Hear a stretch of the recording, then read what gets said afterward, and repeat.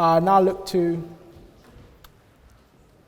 Jasmine Dotwala to continue the case for the proposition.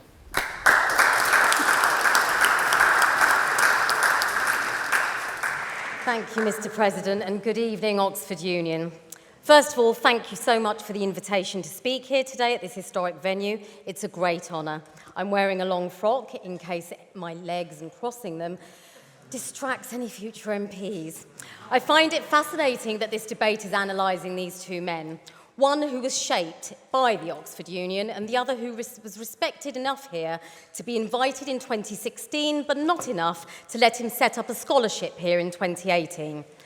Something for us all to consider before getting into the detail of this debate is, fundamentally, conversations like this are fun, thoughtful and passionate, but ultimately they mean nothing because people in this country who do in fact believe that Stormzy is more relevant than Johnson aren't likely to be represented proportionally here in this room tonight. The framing and the curation of this debate is also questionable.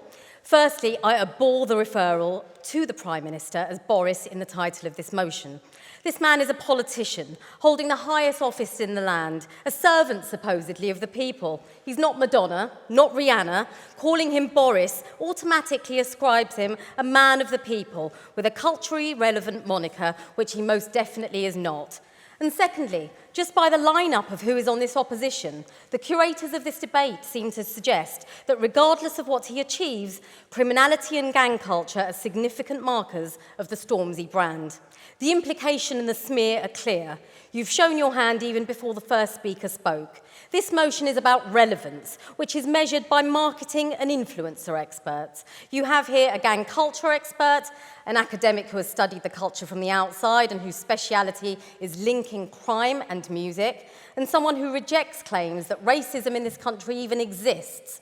Just for your information, United Nations human rights experts denounced a British government-backed report into racism in the UK this week, saying it falsified historical facts. So frankly, the framing of tonight's motion drips with contempt for anyone who hasn't been privately educated or afforded all the connections and privileges that come with it. But what we're debating tonight is crucial, because it's not about pop culture or a rapper versus a politician. This debate brings the question of who has the right to be influential and who decides whose voices are taken seriously. Let's first define relevance and the audience to whom this relevance is targeted. According to the Cambridge Dictionary, relevance is the degree to which something is related and useful to what's happening or being talked about. Everything in this debate hangs on what's relevant and to whom. There's what's personally relevant, what's relevant to the majority of the population, what's relevant on a world versus a local stage, what's relevant to the wealthy and privileged or those queuing at food banks, and what's relevant to different socio-economic groups.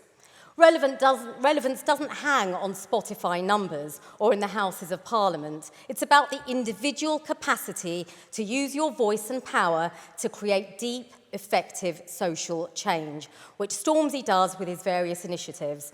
Relevance is about understanding what your audience want and what they need.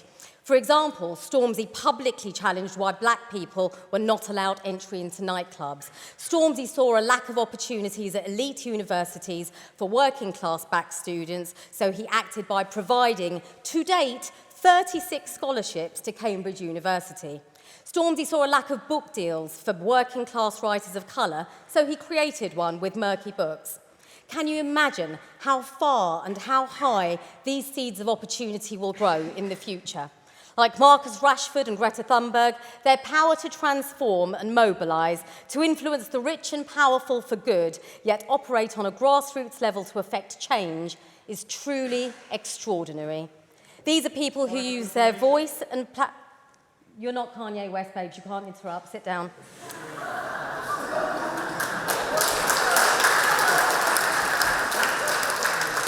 People who use their voice and platforms to influence the world around us. And where Stormzy's using his voice to take society forward, Johnson drags us down. Rather than be an exemplary role model for the nation, Johnson lies, dissembles, cheats, enriches his cronies, is self-serving and disgraces the nation. Stormzy has a capacity to speak to the working class in a way that Boris Johnson doesn't. He can speak to white and black disaffected youth. When Stormzy spoke to me on Channel 4 News about his mental health, he opened up the floodgates for celebrities, young people, and even the royal family to disclose and share their own mental health experiences. After this, Channel 4 News commissioned more pieces with black music stars and attracted an audience demographic that hadn't previously been engaged with the show before. That is relevance. After all, whoever controls the minds of the young controls the future. Unlike Stormzy, Johnson's a man born into great wealth and privilege that few of us can enjoy. He sought power for his own personal glory, not to create a better world. Stormzy, conversely, uses his power not for personal glory, which is a byproduct of his talent, but to truly level up. Johnson only knows levelling up as buzzwords. On a stage of global influence, Johnson's power resides solely in the fact that he represents a nation. Johnson's personal influence exists because he leads a party that's currently in power, but his sphere of influence will go with his office. Johnson has a place in history, of course, because of Brexit and winning an 80-seat majority. That's historical and important, but importance and relevance are not the same thing. Johnson's natural relevance is to those who are like him, a tiny minority who happen to run the country, afforded to them purely by an accident at birth. Johnson is the poster boy for nepotism, class and privilege. But the world has come a long way since the Bullingdon Club, and it will swiftly move on without him. And how trustworthy is he? In a poll of voters last week, the top 3 words associated with Johnson were incompetent, untrustworthy and liar. You cannot be relevant if people don't trust you. Who's closer to the communities in this country in terms of real-life, lived experiences? Johnson or Stormzy? Which of these men has manoeuvred their brand higher and higher despite being fired again and again because he has half of Fleet Street on his side writing propaganda and dead cat stories about him? Johnson or Stormzy? The definition of relevant also includes being influential, topical and always timely. And like Ashanti and Ja Rule, Stormzy is always on time. Calling out Theresa May over Grenfell at the Brits, calling out Johnson and his government at Glastonbury. Comparing Johnson and Stormzy is like comparing the past with the future. Johnson represents old Britain, class, privilege, advancements only by who you know, not what you do, a gentleman's club. Stormzy represents the future, self-made, immigrants, levelling up through his university grants and book publishing deals. Stormzy challenges injustice, Johnson encourages injustice. Being relevant also means living up to expectations and standards. Stormzy far exceeds our expectations of a pop star and that of society of a young black man, whilst Johnson has greatly lowered the standards and expectations of a man who hasn't even lived up to the expectations of the office he holds. I've no doubt that the opposition tonight may attempt to characterise Stormzy as someone whose words encourage criminality. Remember, when you hear any of Stormzy's lyrics, he's a storyteller reflecting the narratives of society the same way Shakespeare did. When young working class people live in hell, they're not going to rap about flowers and unicorns. I'd ask this question, if music is so powerful at impacting young people's behaviour and young people are so easily led, please explain why young people like you all across this union who listen to grime and rap aren't violent gangsters.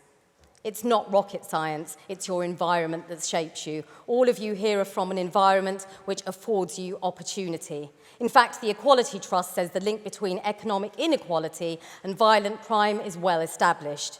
Making a minor subgenre of music the whipping boy for serious and deadly crimes does make for, I agree, controversial headlines on GB News, academic studies at universities, or consultancy paychecks from the government. But until you're connected to or a part of the culture from the inside, you're clutching at straws with no facts, and we know that facts matter. Should the opposition point to Stormzy's negative influence on young people, I expect them to cite the evidence of which particular Stormzy track has led to violence, because if there is no evidence, it's conjecture. If you're more outraged by a rapper's words than you are about the environments they're rapping about and Johnson's government policies that create this environment, then as Stormzy would say, shame on you.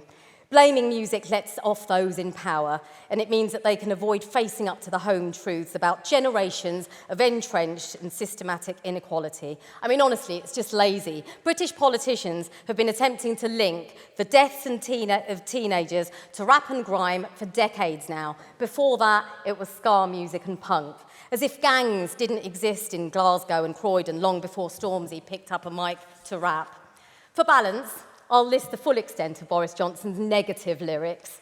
His narrative on black people, Muslims, the LGBTQI community, his sexism, corruption, wasting taxpayers' money on contracts with no due process for his friends and his mistress, sacked 3 times for lying, sacked for making up quotes, discussed having a journalist beating up, insulted countries, lied to the Queen, constant broken promises, broken international law. This very week, 56 MPs, a tenth of the Commons, are accused of abusing women. The list of Johnson's lyrics and words have caused problems.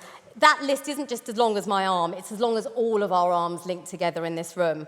Furthermore, violent language is also used by serving politicians. In 2018, the rapper Drill Minister made a rap song called Political Drilling to highlight similarities between the language used by rival gangs on London streets and rival politicians in Parliament. Here are just 3 examples of those lines. I will not rest until she's chopped up in bags in my freezer. I won't knife you in the back, I'll knife you in the front. The moment is coming when the knife gets heated, stuck in her front and twisted. So before pointing the finger at Stormzy, look to Johnson's government. Bad behaviour starts at the top and drips through an organisation's DNA. Johnson's toxic behaviour has dripped through Britain like poison, and the public see it. Imagine for one moment if both men were the epicentres of their linguistic earthquakes. Which man's language do you imagine has had the most damaging impact when those seismic waves of hateful language ripple across the country? Research has shown and proved that Johnson's words have led to increased attacks across Britain. Furthermore, can you imagine the sheer sense of privilege and entitlement that Johnson has had to lie repeatedly, yet still be afforded more powerful positions? Consider their track records. For one moment, if Stormzy or other leaders like Barack Obama had Johnson's track record, no way would a black man like Stormzy have any role in public life, let alone ever become a prime minister. So are we saying that we're holding Stormzy to values and higher expectations than the man who sits in the highest office in the country? Many years ago, this would have been a debate about Harold Wilson and the Beatles. Let me ask you then to consider whether the Beatles or Harold Wilson have been more relevant to society nationally. Because eras are defined by great artists. They are the real timestamps. It's why politicians court the entertainers. It's why Tony Blair courted Cool Britannia, or why Matt Hancock told me recently on Channel 4 News, well, I say recently, a couple of years ago, that he was a huge grime fan. Sorry, I'm already over time. Talk to me in the bar afterwards. Just this week, the boxer Tyson Fury made his ring walk in his fight to a 20-year-old rap battle song, Biggie Smalls Juicy, to the largest boxing audience of all time in Europe, 94,000 fans. So when you look at multicultural Britain and what Britain's becoming, Johnson is fighting against it, Stormzy is shaping it. You can criticise Stormzy's lyrics, his excuse could be a lack of father and environment, but how are you going to justify Johnson's hateful rhetoric? Johnson has a very visible father and had the best education that money can buy right here. How do both men make you feel? Johnson has called the people who occupy these halls nothing but a massage parlour for egos of the assorted twits, twerps, toffs and misfits that inhabit it. Let's look at the numbers and crunch them. A wise man called Jay-Z once said, men lie, women lie, but numbers don't. In the 2019 election, Johnson won just over 13 million votes, as someone mentioned already.